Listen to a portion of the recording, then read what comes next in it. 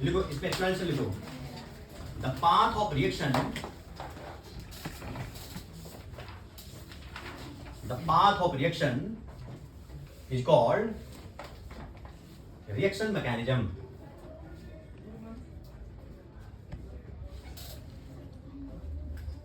It involves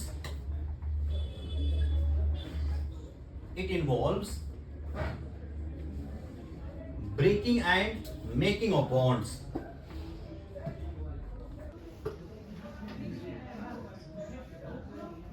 The breaking of bonds,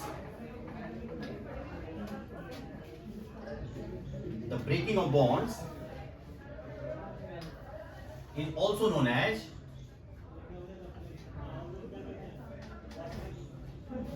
also known as cleavage of bonds.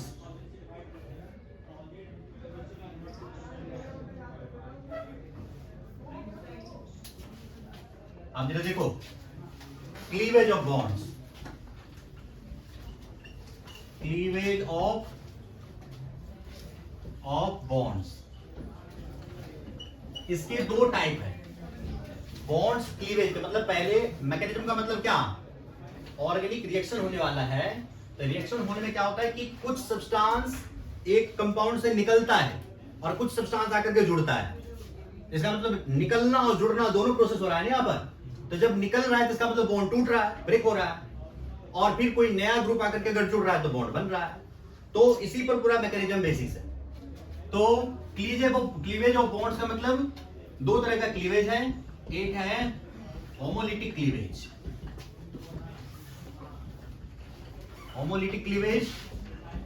और दूसरा है heterolytic cleavage.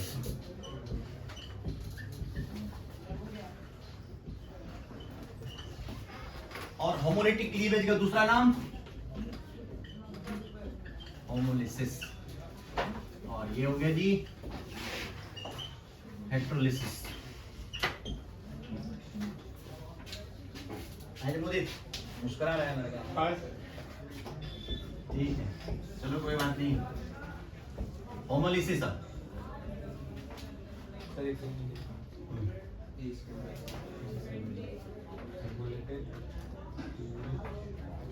Homolytic cleavage और homolysis.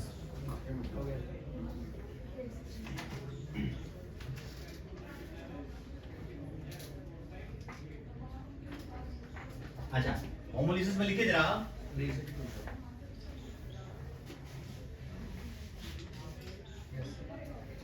When cleavage of bonds,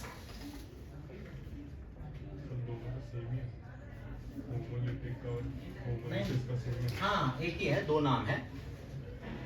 When cleavage of bonds takes place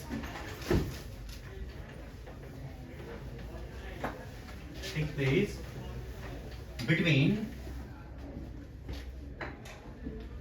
two same atoms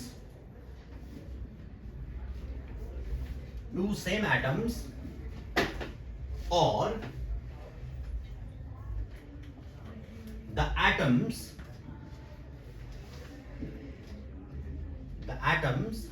which have very small electronegativity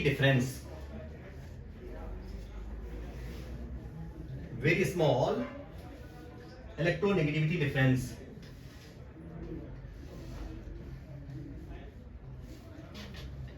then it is called homolysis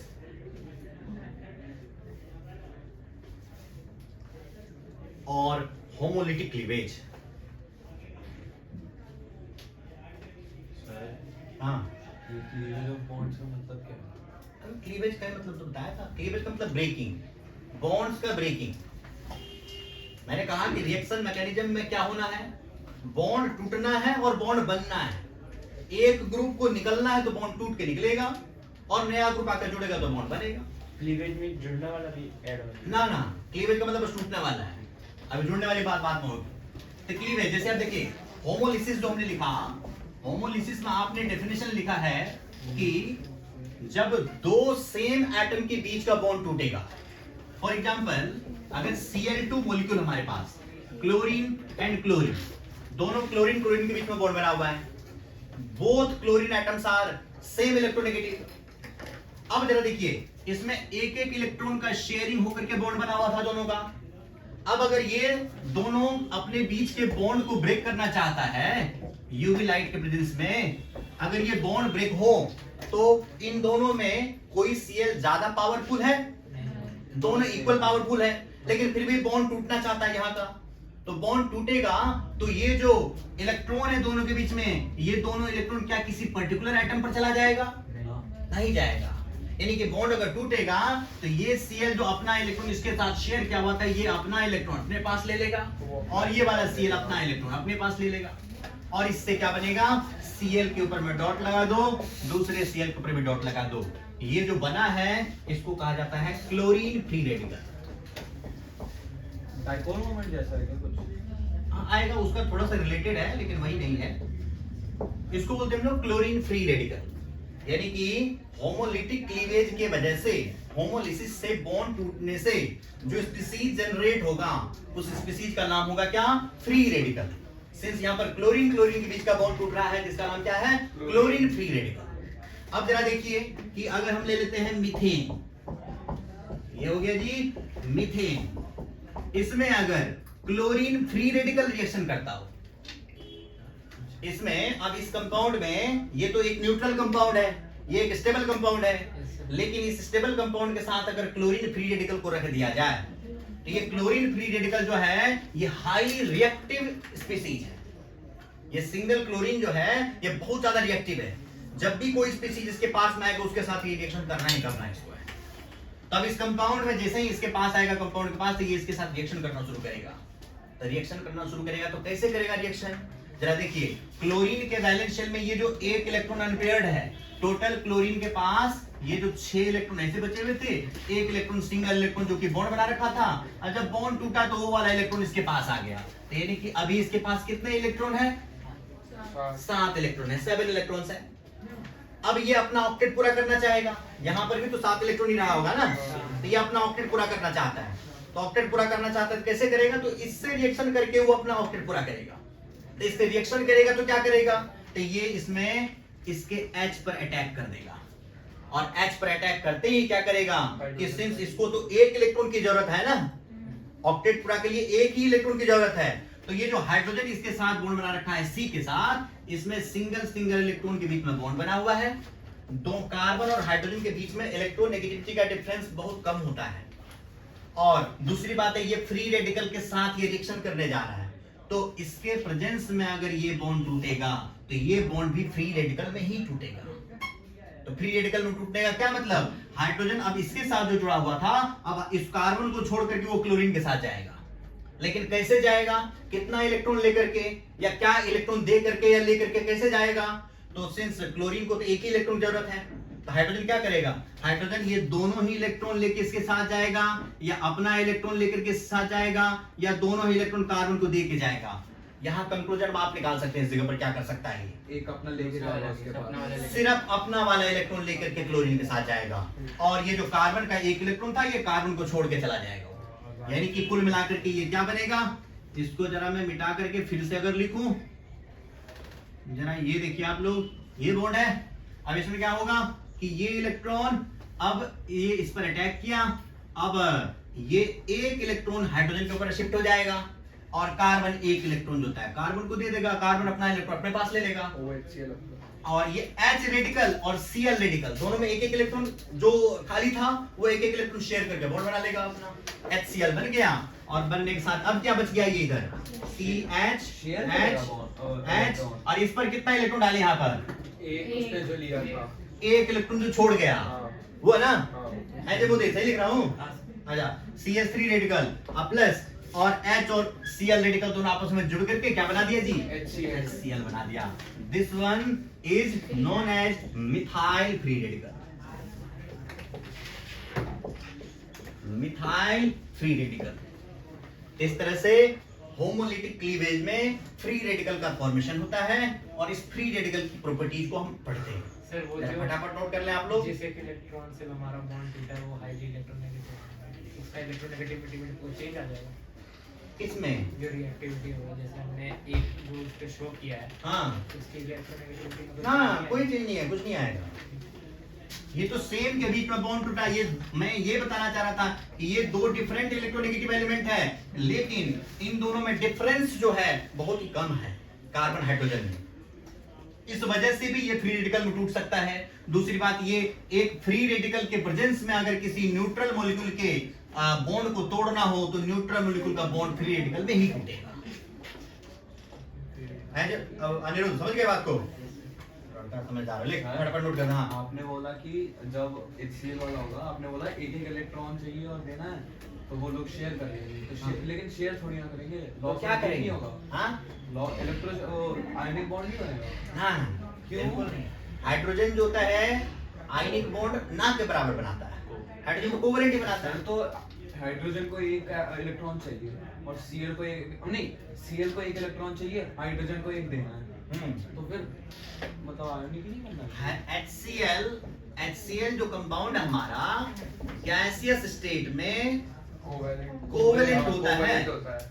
अगर sir मान लीजिए हमने एकस में डाल दिया तब ये आयनिक बन जाता है। जब इसी को आप डाल दें पानी के अंदर डलते ही HCl दो पार्ट में टूट जाता है और ये बन जाता है H plus and Cl minus. H plus is aqueous, Cl minus is aqueous. Then it becomes ionic in पानी। लेकिन गैस स्टेट में जब रहेगा तो कोवैलेंट रहेगा। इसको नोट कर दिए? हाइड्रोस्टेबल कंपाउंड भी रिएक्ट करने लग जाता है। हाँ, जब कोई रिएक्टिव स्पीशीज आ जाता है सामने तो है जी, बेटा दूं? सर मैंने ना एक कंपाउंड देखा था ज़ेनॉन का, हो सकता है? हो सकता है, ज़ेनॉन का होता है फ्लोरीन के साथ, बिल्कुल होता है। फ्लोरीन और ऑक्सीजन। वही एक स्टार ऐसे ज़ेनॉन ही रिएक्ट करता है नोबल जैसे। असर बता रहा हाँ। क्रिप्टन भी करता है, एक सी रेडॉन भी करता है। हीलियम के कोई कंपाउंड नॉन नहीं, नियोन के कोई कंपाउंड नॉन नहीं है। आर्गन का एक आध कंपाउंड है, क्रिप्टन का है, जेनॉन का है, रेडॉन का है। जेनॉन का सबसे ज्यादा कंपाउंड है, बाकी किसी एलिमेंट का नहीं है। ज़ेनॉन का फ्लोरीन। हाँ, ओजी का भी है। ओजी तो अभी आजकल में आया है, पता नहीं इसके बारे में। ओजी तो अभी भी है। हाँ, ऑर्गेनिज्म। अच्छा सुनिए, अब देखिए ये फ्री रेडिकल का फॉर्मेशन हुआ। एल्काइल फ्री रेडिकल का अब प्रॉपर्टी पूछा जाता है आपके एग्जाम में बहुत ज्यादा। जेईई नीट में किसी में भी एल्काइल फ्री रेडिकल का प्रॉपर्टी पूछा जाता है। एल्काइल फ्री रेडिकल का मतलब क्या? जैसे कि हमने मिथाइल फ्री रेडिकल लिया था, एल्काइल फ्री रेडिकल, और इसकी प्रॉपर्टीज। सबसे पहले ये देखिए, मैं मिथाइल फ्री रेडिकल का स्ट्रक्चर करता हूं, इसी के बेसिस पर हम बाकी एल्काइल फ्री रेडिकल का प्रॉपर्टी पढ़ेंगे। CH3 फ्री रेडिकल ये है जी, हाँ, CH3 फ्री रेडिकल। इसके स्ट्रक्चर C के ऊपर H H H, और एक इलेक्ट्रॉन जो होता है ये रहता है इसे। Non pair. अब नहीं, लोन पेयर नहीं, एक इलेक्ट्रॉन का लोन पेयर पेयर कंसीडर जाएगा। तो लोन है ना ना, पेयर नहीं है। वो तो लोन अलोन, हाँ, वो अलोन अलोन, लोन नहीं अलोन, हाँ अकेला एक हाँ। इलेक्ट्रॉन। ठीक है। तो सिंगल इलेक्ट्रॉन, चला देखिए, इस कार्बन का hybridisation is sp2। Single electron को हम काउंट नहीं कर रहे हैं यहाँ पर हाइब्रिडाइजेशन के लिए। पेयर को आपने पहले भी हमने करा था, पेयर को काउंट किया जाता है, bond pair and lone pair को। यहाँ पर सिंगल इलेक्ट्रॉन, इसको काउंट नहीं किया जाता। अच्छा, तो इसका हाइब्रिडाइजेशन इज sp2। तो sp2 हुआ, तो ये कौन सा ऑर्बिटल है जो सिंगल इलेक्ट्रॉन जिसमें डला हुआ है? तो जरा देखो, जब sp2 हाइब्रिडाइजेशन तुम कहते हो तो इसका मतलब s का एक ऑर्बिटल लेते हो और p के दो ऑर्बिटल लेते हैं हम, Yes, sir. दो ऑर्बिटल लेते हैं, two orbitals of p, one orbital of s। तो p के होते कितने ऑर्बिटल हैं? तीन होते हैं। दो ऑर्बिटल चला गया हाइब्रिडाइजेशन में, तो एक ऑर्बिटल जो बचा वो क्या कर रहा है? तो वो जो खाली ऑर्बिटल है ये है। इसका मतलब this one is unhybridised p orbital, unhybridised p orbital. आपके जेईई नीट में ये भी क्वेश्चन पूछ दिया जाता है कि जो एल्काइल फ्री रेडिकल में सिंगल इलेक्ट्रॉन होते हैं वो कौन से ऑर्बिटल में प्रेजेंट होता है? अनहाइब्रिडाइज्ड p ऑर्बिटल में प्रेजेंट होता है हमेशा हमेशा। अच्छा, तो ये हो गया इसका स्ट्रक्चर, और इसका स्ट्रक्चर जो हो गया ये हो गया जी ट्रायगोनल प्लेनर। हाइब्रिडाइजेशन हो गया sp2।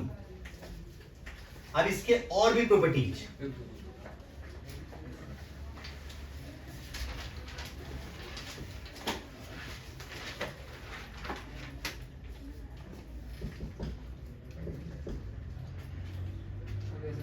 लिखो आगे। सर एक सेकंड थोड़ा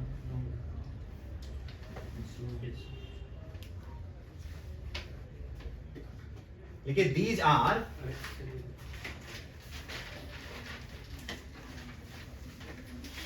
तुमने ये नोट ही नहीं किया क्यों? अच्छा, these are electron deficient species. Electron deficient species.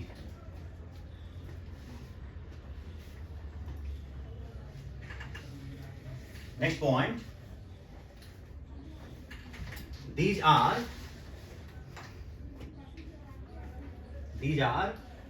highly unstable,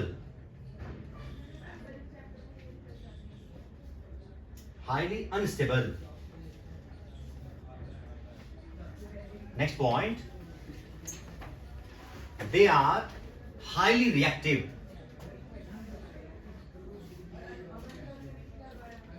They are highly reactive. हाँ. Next point, their stability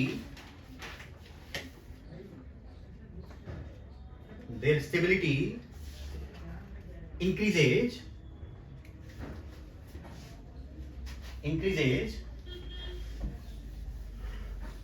on increasing the degree of free radical.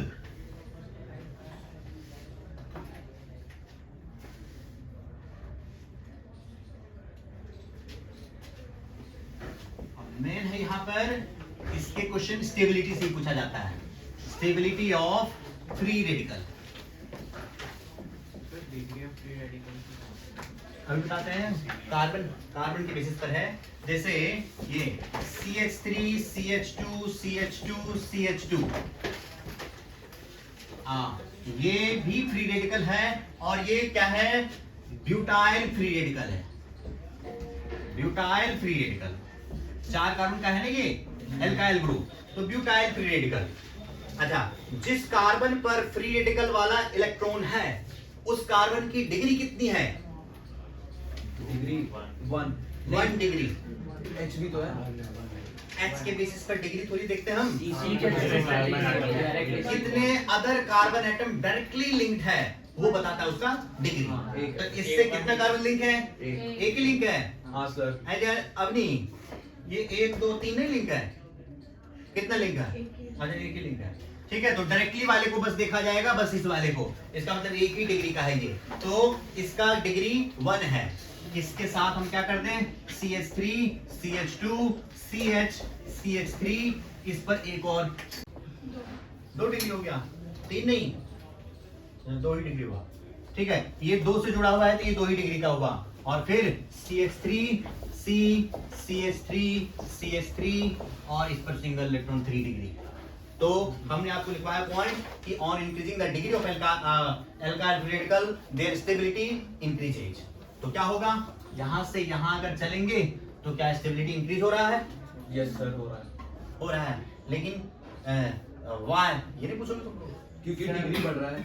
इससे क्या फर्क पड़ जाता है? आपने लिखा अच्छा, ऐसा अंधा विश्वास कर सर यहाँ पे ना सर हाँ। जितना आपने बताया था ना, जितने नंबर ऑफ स्ट्रक्चर्स में वो जाता है। नहीं सुनिए, आप लोगों ने कभी पढ़ा नहीं है, मैं बताता हूँ, ये पहली बार ही हो रहा है ना, इसलिए मुझे बताना पड़ेगा ये। तो क्या होता है यहाँ पर कि बेसिकली क्या होता है, इसके आगे तुम लोगों को पढ़ना है इलेक्ट्रॉन डिस्प्लेसमेंट इफेक्ट, अभी करना है। हाँ, तो इलेक्ट्रॉन डिस्प्लेसमेंट इफेक्ट करना है। इसके अलावा और भी इफेक्ट है, रेजोनेंस इफेक्ट है, हाइपर कंजुगेशन इफेक्ट है, वो इफेक्ट पढ़ना है। तो उन इफेक्ट्स के बेसिस पर ही ये स्टेबिलिटी ज्यादा हो जा रहा है। अब जरा देखिए पहले कि ये आपने पॉइंट में ही लिखा है, एक्सप्लेनेशन में लिखा है कि एल्काइल फ्री रेडिकल जो होता है वो हाईली अनस्टेबल होता है। अनस्टेबल क्यों है? अनस्टेबल क्यों है? Because of deficiency of electron, क्योंकि ऑक्टेट कंप्लीट नहीं है उसका, इसमें से वही अनस्टेबल है। अगर उसके 8 इलेक्ट्रॉन पूरे हो जाए वैलेंस शेल में तो इसका मतलब स्टेबल हो जाएगा। इलेक्ट्रॉन की कमी है, इस वजह से वो अनस्टेबल है। अच्छा, अब बात आती है यहाँ पर कि इलेक्ट्रॉन की कमी अगर पूरा हो जाए तो ये स्टेबल हो जाएगा। इलेक्ट्रॉन की कमी पूरा होगा कैसे? तो बेसिकली एक इंडक्टिव फैक्ट आगे पढ़ना आपको। अकॉर्डिंग टू इंडक्टिव फैक्ट के दो पार्ट हैं, प्लस आई इफेक्ट और minus I effect. Plus I effect का मतलब होता है कि इलेक्ट्रॉन डोनेट करना, यानी कि जो भी ग्रुप प्लस आई करेगा वो इलेक्ट्रॉन डोनेट करेगा। सर जो इलेक्ट्रोफाइल वो सब आता है इसके अंदर है नहीं अरे।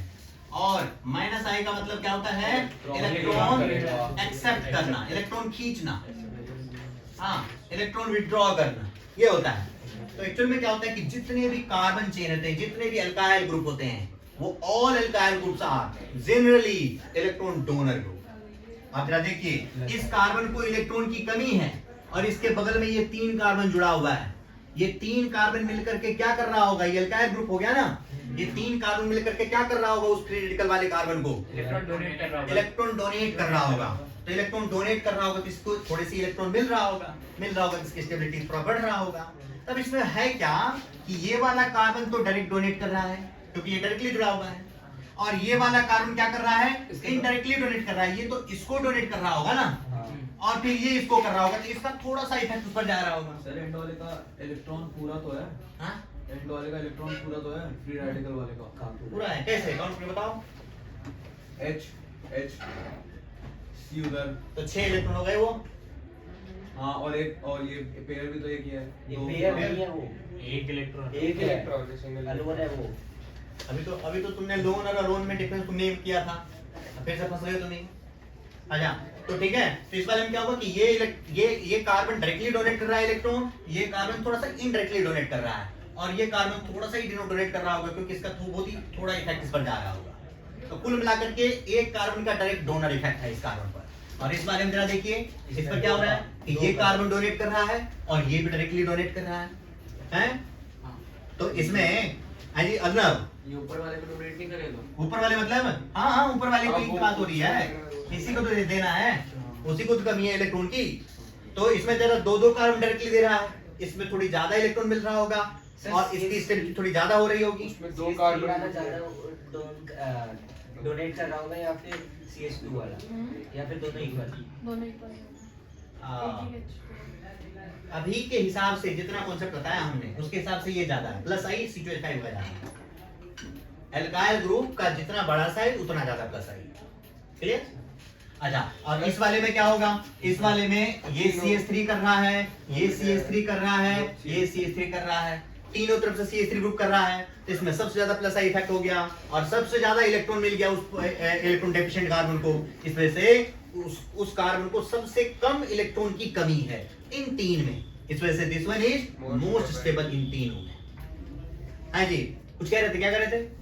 सर मैं ये कह रहा था तीनों मतलब वो CH3 CH3 तीनों दे रहे हैं एक एटम।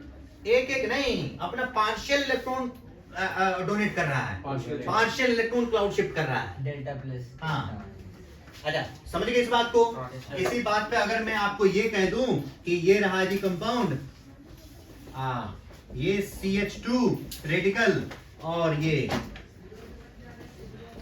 CH रेडिकल CH3, अगर पूछ लूं इन दो में which should be ज्यादा स्टेबल? सर राइट वाला। वो वो वाला वो आजी क्या नाम आजी मधु? राइट वाला।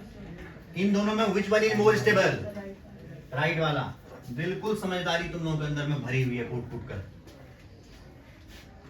ठीक है, तो इस तरह के क्वेश्चन आ जाते हैं इसमें, और इसके अलावे भी थोड़े से टाइप ऑफ रेडिकल होते हैं वो मुझे बताना पड़ेगा अभी। टाइप ऑफ रेडिकल है उसकी भी स्टेबिलिटी, बहुत ज्यादा क्वेश्चन आता है इसका।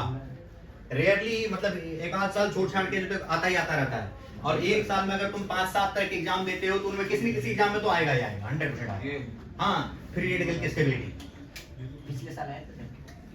हाँ, आया होगा, एक आध एग्जाम में आया होगा। अब एग्जैक्टली याद नहीं है कि मान लो एक साल में जेई का ही होता है, मान लो 7 दिन होता है, 14 शिफ्ट होता है, तो 14 एग्जाम 14 क्वेश्चन पेपर बनते हैं। 14 क्वेश्चन पेपर में इसका मतलब है कि मैं याद करूँ। हाँ हाँ, पहले होमोलिटी को तो पूरा कर लें, अभी होमोलिटिक चल रहा है। मिटाऊं इसको मैं? जी सर। अच्छा,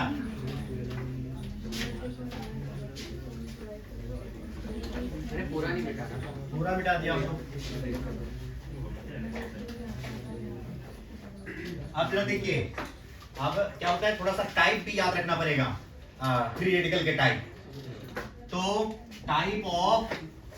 types of free radical,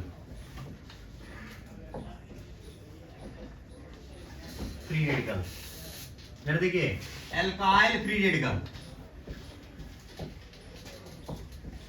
alkyl free radical होता है क्या है कि जिस कार्बन पर फ्री रेडिकल है, जिस कार्बन पर इलेक्ट्रॉन, सिंगल इलेक्ट्रॉन है, उस कार्बन की हाइब्रिडाइजेशन स्टेट, उसके बगल वाले कार्बन के हाइब्रिडाइजेशन स्टेट, जो फ्री रेडिकल वाला कार्बन है उसकी हाइब्रिडाइजेशन स्टेट तो sp2 हो गया, इसका हाइब्रिडाइजेशन स्टेट sp2 हो गया, फ्री रेडिकल वाले कार्बन का ही बस स्पेसिफिक, और इसके बगल वाले का अगर हाइब्रिडाइजेशन sp3 हो तो ये एल्काइल फ्री रेडिकल है। यानी कि फ्री रेडिकल वाले कार्बन के बगल वाले कार्बन का हाइब्रिडाइजेशन स्टेट अगर sp3 हो तो वो एल्काइल फ्री रेडिकल है।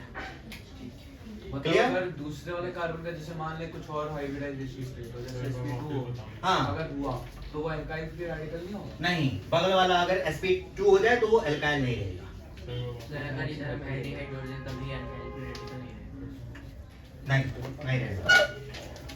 हाँ जी, कनिष्क, मैं ये कह रहा हूँ, इसको छोड़ो, इस वाले को छोड़ दो, इस पर कंफ्यूज हो रहे होगे।